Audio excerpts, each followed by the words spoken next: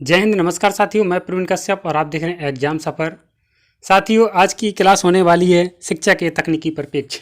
साथियों, आप सबको जैसा कि पता है कि बहुत ज़्यादा वीडियो भी तो नहीं पढ़ पाई थी, लेकिन आपका हिंदी शिक्षण जो है उसका हमने कंप्लीट कोर्स करा दिया था। अब बहुत ज़्यादा कमेंट आ रहे हैं कि शिक्षा के तकनीकी परिप्रेक्ष्य करा दीजिए।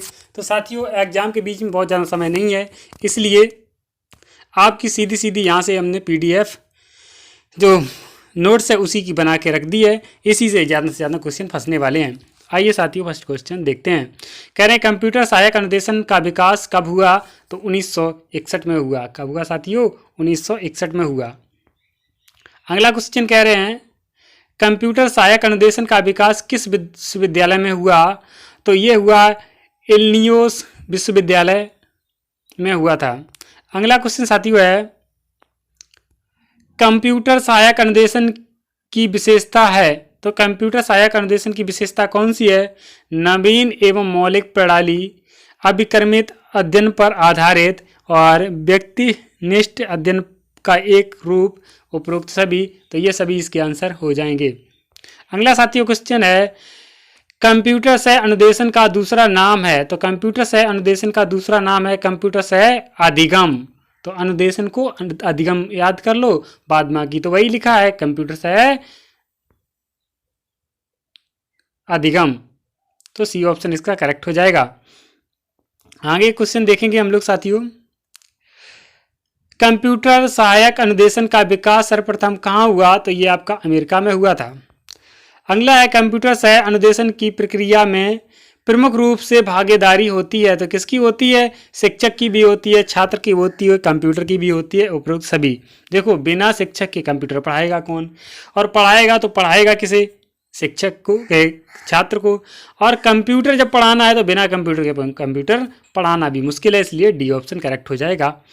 अगला साथियों क्वेश्चन है कंप्यूटर की प्रक्रिया किस पर आधारित होती है? सॉफ्टवेयर, हार्डवेयर या सॉफ्टवेयर हार्डवेयर दोनों? तो कंप्यूटर की प्रक्रिया सॉफ्टवेयर और हार्डवेयर दोनों पर होती है। अगला साथियों क्वेश्चन आपके सामने, हाँ, क्या कह रहे हैं सूचनात्मक कंप्यूटर सहायक अनुदेशन को और किस नाम से जाना जाता है? तो यह सह अनुदेशन, पूछताछ अनुदेशन, प्रबंधन अनुदेशन, उपरोक्त सभी के नाम से जाना जाता है। अगला साथियों क्वेश्चन है ड्रिल अनुदेशन है। तो ड्रिल अनुदेशन क्या है? व्यवहार में स्थायित्व, अनुभवों में स्थायित्व, अभ्यास कराना और उपरोक्त सभी। तो उपरोक्त सभी सही हो जाएगा। अगला साथियों क्वेश्चन है एप्लीकेशन सॉफ्टवेयर है। तो एप्लीकेशन सॉफ्टवेयर क्या है? तो ये पावर पॉइंट है। एप्लीकेशन सॉफ्टवेयर क्या है? पावर पॉइंट, यानी कि बी ऑप्शन करेक्ट हो जाएगा। कंप्यूटर है, तो कंप्यूटर क्या है? इलेक्ट्रॉनिक्स मशीन है। क्या है? Electronics machine. अगला साथी क्वेश्चन कह रहे हैं कंप्यूटर की भौतिक बनावट कहलाती है। तो क्या कहलाती है? भौतिक बनावट, जो मतलब देखते हैं, वो होती है हार्डवेयर। क्या होती है? हार्डवेयर। माइक्रोसॉफ्ट विंडोज है, तो क्या है? आधुनिक कंप्यूटर है। माइक्रोसॉफ्ट विंडोज क्या है? आधुनिक कंप्यूटर है साथियों। अगला क्वेश्चन में कह रहे हैं अनुप्रयोग के आधार पर निम्न में से कंप्यूटर है। तो कंप्यूटर क्या है? एनालॉग है, हार्ड डिस्क, हाइब्रिड और डिजिटल है, उपरोक्त सभी। तो उपरोक्त सभी आंसर इसका हो जाएगा साथियों। अगला है ई लर्निंग का आरंभ कहाँ हुआ था? तो ई लर्निंग का आरंभ आपका ब्रिटेन में हुआ था। कहाँ हुआ था साथियों? तो ये आपका ब्रिटेन में हुआ था, यानी कि डी ऑप्शन करेक्ट हो जाएगा। फिर कह रहे हैं ई सामग्री का उपयोग छात्रों द्वारा किस स्तर पर किया जाता है? तो ये होता है बृहद स्तर पर, बड़े स्तर पर होता है। अगला कह रहे हैं वेबिनार है। तो वेबिनार क्या है? एक वर्कशॉप है। क्या है? एक वर्कशॉप है।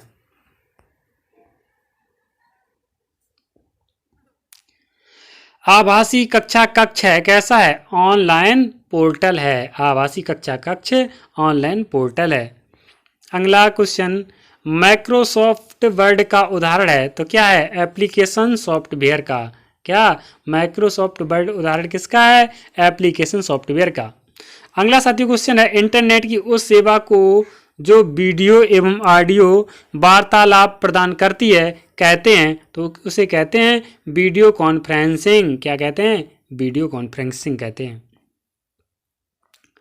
अगला क्वेश्चन है, ई लर्निंग को और किस नाम से जाना जाता है? तो ई लर्निंग को इलेक्ट्रॉनिक्स अधिगम के नाम से जाना जाता है। किससे? इलेक्ट्रॉनिक अधिगम के नाम से जाना जाता है। अगला साथियों क्वेश्चन है, किसके अंतर्गत वे सभी प्रकार के अधिगम आते हैं जिनमें सूचना एवं संप्रेषण की सहायता से अधिगम को सरल बना सकते हैं? तो क्या है? ई लर्निंग है। इसे क्या कहेंगे? ई लर्निंग है। अगला क्वेश्चन साथियों है, स्मार्ट क्लास की संरचना में शामिल नहीं है, तो क्या नहीं है? Smart board, laptop, computer, television, digital projector. तो देखिए साथियों, स्मार्ट क्लास जो होती है इसमें स्मार्ट बोर्ड चाहिए, ठीक है, और लैपटॉप कंप्यूटर भी चाहिए, और आपका डिजिटल प्रोजेक्टर भी चाहिए। लेकिन आपको टेलीविज़न का क्या करना? वहाँ पर टेलीविज़न का कोई काम नहीं होता है और वहाँ पर नहीं पूछा गया था। आगे कह रहे हैं, ई लर्निंग का उपयोग संपूर्ण विश्व में किसकी सहायता से किया जाता है? तो ये आपका वेब या सीडी रोम के द्वारा किया जाता है। अगला,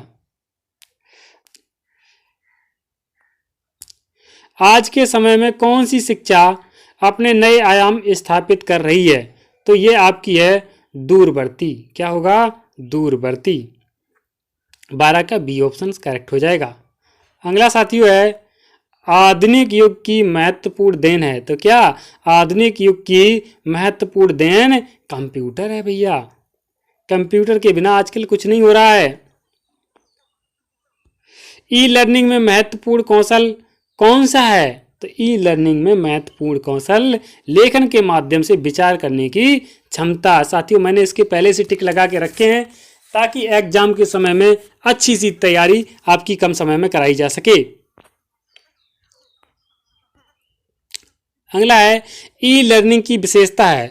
ई लर्निंग की विशेषता अधिगम प्रक्रिया को प्रभावशाली बनाना, ज्ञान प्रबंधन, मूल्यांकन की शीघ्रता, ये सभी इसके आंसर हो जाएंगे। तो आपका 15 का डी होगा, आप यहाँ से भी देख सकते हैं।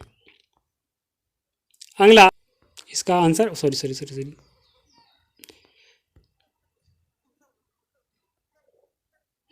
स्किनर।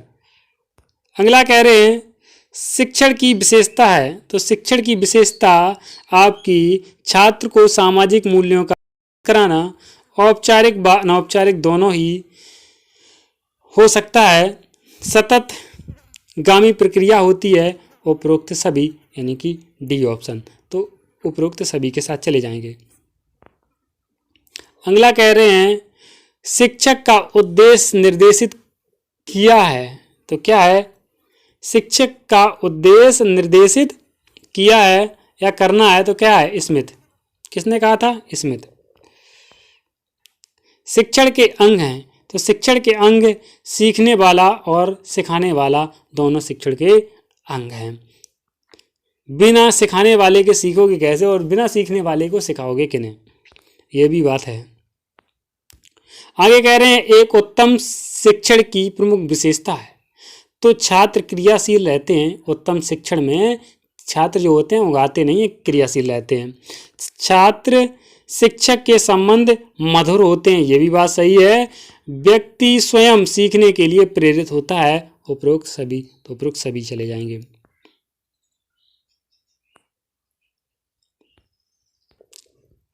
अगला साथियों क्वेश्चन है, शिक्षण है, तो शिक्षण एक कला है, एक विज्ञान है, ए बी दोनों, यानी कला है और विज्ञान है, इनमें से कोई नहीं।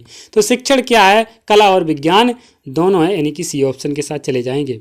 अगला क्वेश्चन साथियों आपके सामने है, शिक्षक के शिक्षण में उसकी सहायता का परिचायक है, तो कौन है? ऑप्शन आपके ये रहे सामने, शिक्षण विधि, शिक्षण सत्र, पाठ्य वस्तु का विश्लेषण, उपरोक्त सभी, तो उपरोक्त सभी के साथ चले जाएंगे। आगे क्वेश्चन थोड़ा छोटा कर लेते हैं। शिक्षण का मुख्य अर्थ क्या है? तो शिक्षण का मुख्य अर्थ है प्रेरित करना, सूचना देना, मार्ग प्रदर्शन, क्रियाशील। ये सभी आंसर इसके हो जाएंगे। अगला साथी क्वेश्चन, शिक्षण की प्रक्रियाओं को किन अवस्थाओं में विभक्त किया गया है? तो ये आपके पूर्व क्रिया अवस्था, अंतः क्रिया अवस्था, उत्तर क्रिया अवस्था, उपरोक्त सभी सही हो जाएंगे। अगला साथी क्वेश्चन है, शिक्षण के उद्देश्य हैं। तो शिक्षण के जो उद्देश्य हैं, छात्रों का मार्गदर्शन करना शिक्षण के उद्देश्य में आ जाएगा। छात्रों को सीखने के लिए प्रेरित करना, ये भी शिक्षण का उद्देश्य होगा। छात्रों को आत्मविश्वास उत्पन्न कराना, ये भी हो जाएगा। इसलिए डी ऑप्शन के साथ जाएंगे, उपरोक्त सभी बोल देंगे। अगला क्वेश्चन है, शिक्षण अधिगम को उत्प्रेरित करने वाली एक पद्धति है या कथन है, किसका है? B.O. स्मिथ का है। किसकी है? B.O. स्मिथ की है। तो ये जो कथन है बहुत इंपॉर्टेंट है, इन पर बहुत ध्यान देना है। शिक्षा एक द्विध्रुवी प्रक्रिया है या कथन है, तो जॉन एडम्स का है। जॉन एडम्स कहते हैं कि शिक्षा एक द्विध्रुवी प्रक्रिया है। शिक्षण प्रक्रिया का परिमाण है, तो कैसा है? अधिगम। क्या है? अधिगम।